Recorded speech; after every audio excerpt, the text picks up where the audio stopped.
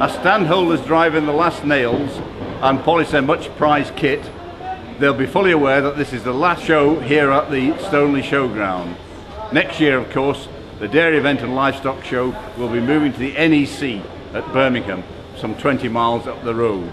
To find out more about the current thinking, I'm off to track down Nick Everington, Chief Exec at the rabdf, who run this show. The fact that it is the last time here, Nick, does it mean that exhibitor numbers will be down this time? On the contrary, exhibitor numbers actually are as high as they were this time last year. We're at 455 exhibitors, and we've had a waiting list in operation for the last 6 weeks.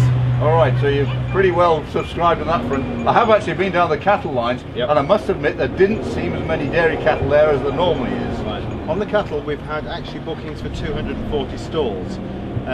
Quite a lot of exhibitors decide to take more than one stall because they would like extra space. Therefore, the number of cattle would be less than you, obviously, if you'd had 240 stalls with a cow in each.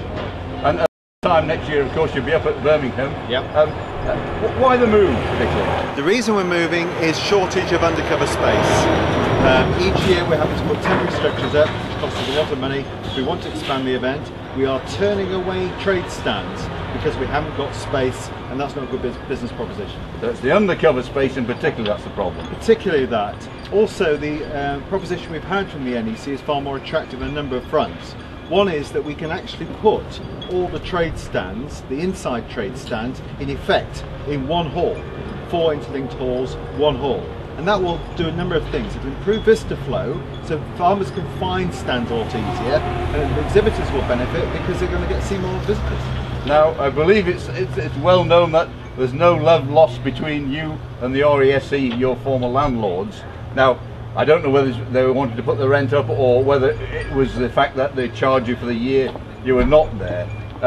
Has that been a crucial factor in your decision? Well, that's correctly one thing. There's no problem with our relationship with RAC. We're a very good relationship with RAC. They're very supportive, especially the farm manager here, who's been very helpful with our mixed wagon demonstrations. There's no problem there. The reason we are moving is purely that the business proposition offered by NEC in terms of space, in terms of logistics, is far more attractive. And we're looking at this event to move it on to the next level.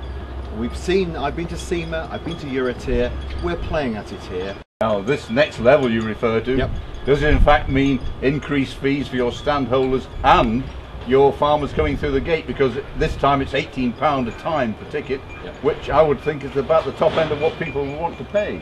Well, £18 is competitive with any other show. If you go to cereals, you're paying at least that.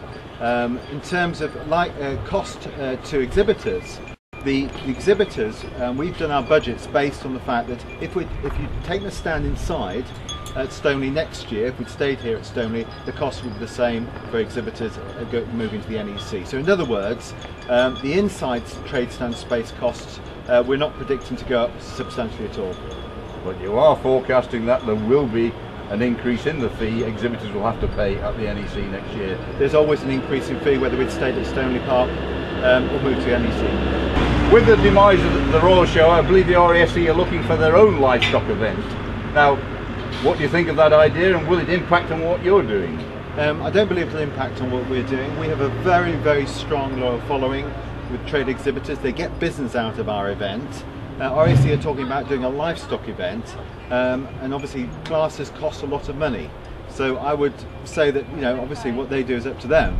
But our event has got a strong trade base on which we're able to actually, in effect, subsidise the cattle classes which we've got currently. Thanks very much, Nick. Pleasure. Thank you.